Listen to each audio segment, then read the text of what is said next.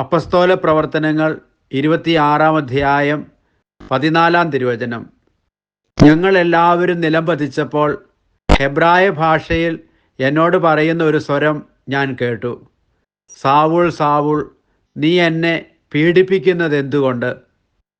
ഇരുമ്പ് ആണിമേൽ തൊഴിക്കുന്നത് നിനക്ക് അപകടമാണ്.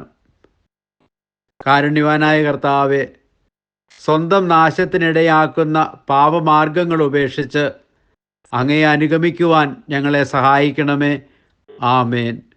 ദൈവം നിങ്ങളെ സമൃദ്ധമായി അനുഗ്രഹിക്കട്ടെ. നമ്മുടെ കർത്താവ് ഈശോ മിശിഹായുടെ കൃപയും പിതാവായ ദൈവത്തിൻ്റെ സ്നേഹവും പരിശുദ്ധാത്മാവിൻ്റെ സഹവാസവും നാം എല്ലാവരോടും കൂടി ഉണ്ടായിരിക്കട്ടെ, ഇപ്പോഴും എപ്പോഴും എന്നേക്കും.